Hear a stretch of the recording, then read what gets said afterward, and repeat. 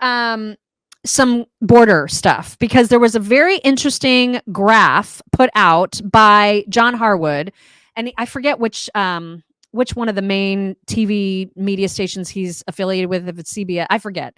But it was so absurd the way that he titled this graph and this article, because he was talking about, and the graph that you're looking at is the number of apprehensions at the border that have happened, from January 2020 versus January 2024. You can see what happened in January of 2021 when Biden took office, that there was a humongous jump, right? And then it's been high, almost so high it goes off the graph towards the end, towards January 2024. That's how bad it is. And out of that, they decided to headline this graph: Southwest border apprehensions have plummeted since late 2023. Oh my God. What? Hey, gaslighting. Oh my God. Oh my God. Like, you cannot make this stuff up. Right? It was just incredible. Incredible. Oh my God. Wow. Like, I was absolutely stunned. Who's doing this? Some government employee's like, yeah, let's name the graph this. This should be fun. Let's do it. What do you think? It went through like quality control, and some other dude in quality control is like, yeah, that'd be fun. Let's do it. Let's do it. I mean, it's like, just so absurd. Screw them. Let's do it. Let's title it that. My God. I know. Crazy. It is crazy. Wow. And then meanwhile, Denver illegals who have been shipped off or transferred or just gone to Denver have set up camps, much like the campus protesters, under overpasses in Denver, right? They're just trashing the city. And there's like shelters. The city is trying to get them to go into these shelters, like actual shelters that would protect them from the elements, which is of course on our dime. And you know what these assholes are doing? They're making demands. They're not satisfied with their accommodations, and they refuse to leave their made-up encampment until their demands are met. Here's the news story about that. Just get ready to seethe. The camp as a collective came up with a list of demands. That came after a petition by city officials for migrants to move from this encampment near train tracks under a bridge to indoor shelters funded by the city. Offering time and shelter, basically just trying to get families to leave that camp and come inside. John Ewing with Denver Human Services says shelter comes with its perks, namely getting out of these conditions outdoors. Which comes with, 3 square meals a day. You can cook your own if you'd like to. That is one of the main demands by these migrants who have had their grievances in the past about the food provided by the city. Oh my God. Yeah, so in all, the migrants sent a list of 13 demands to the city. The city, meanwhile, says 13. It is continuing to send buses to this encampment for any migrants who change their mind and want to take that offer for city-funded shelter, whether it be congregate or in a hotel. We're live in Denver. We're Helly Modest Fox. There's something. 13 demands, you guys. They have 13 demands. They don't like the food that we're giving them for free. They don't like that. You guys need to get back to work. You guys all need to get back to work. They don't like the food. They're not enjoying the food that you're giving them when you are struggling in your own lives to make ends meet. They're not liking the food.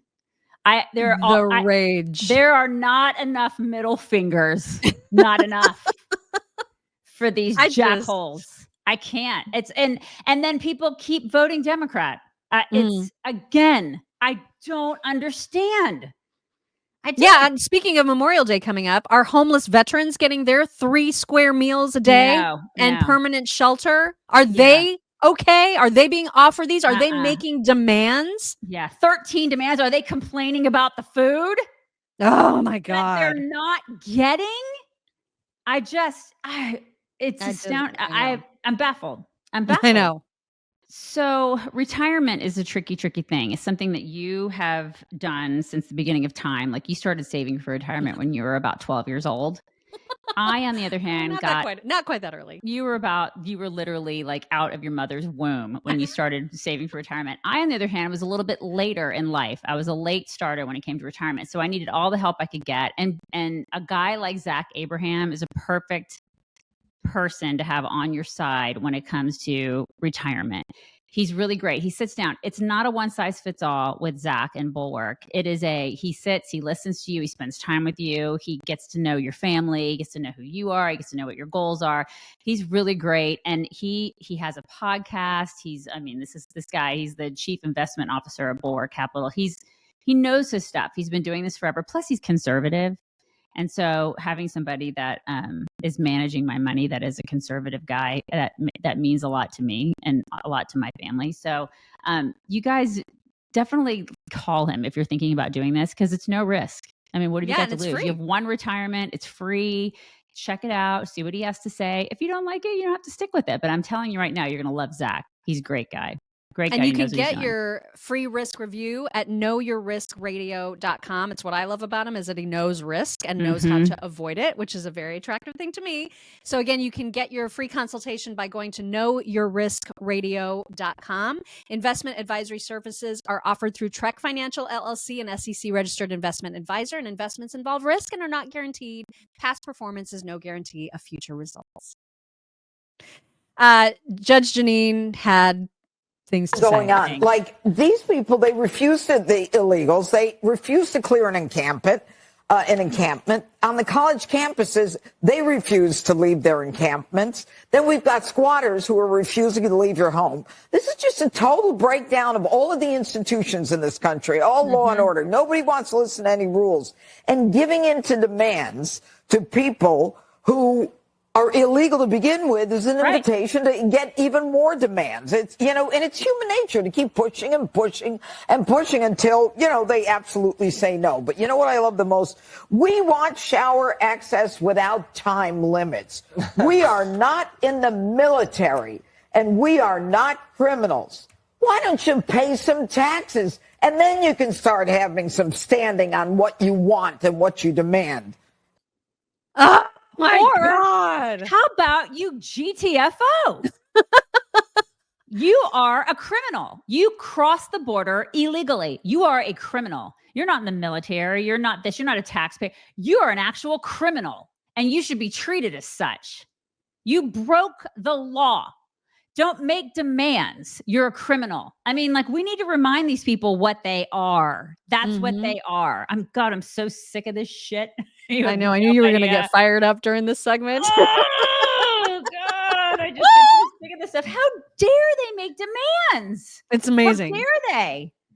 Oh, my God. What are they going to do next? Are they going to do a hunger strike? I hope they do. I hope they do a hunger strike. Probably. Starve yourself. I can't. And then they'll be like, the city of Denver isn't even sending medics to check on us.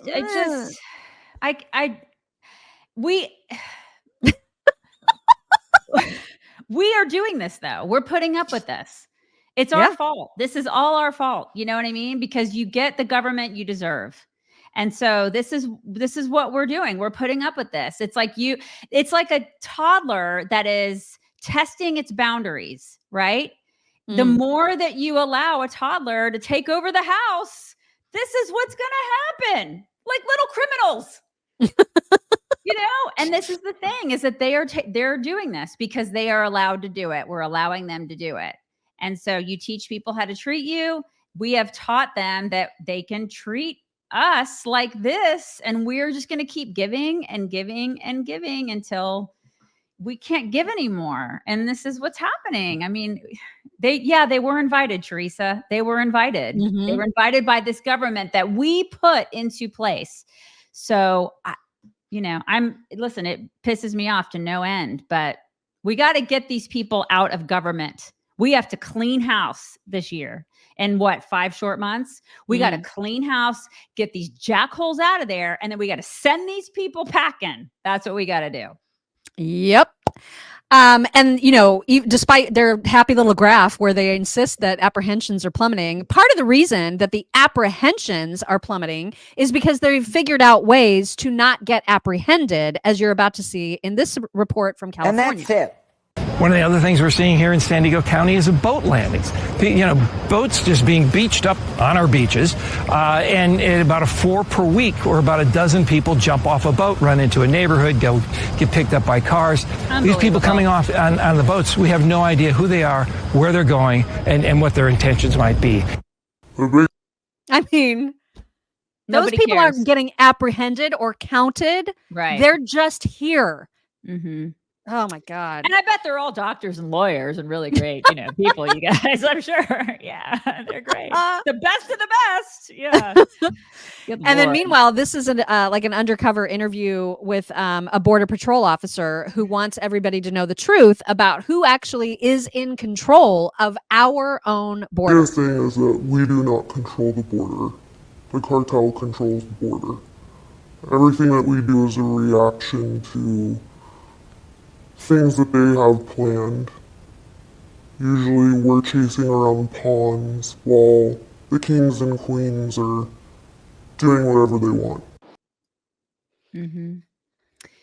Yeah, I mean, we didn't talk about it, but then there was the surfers that were killed. You guys probably heard about the story of the surfers that were killed in Baja. Mhm. What was it, last weekend, I think? Or Beautiful. yeah, like 2 weekends ago, something Yeah, like that. 2 weeks, like a week and a half, something ago. I mean, this is all the cartels do. They're running everything.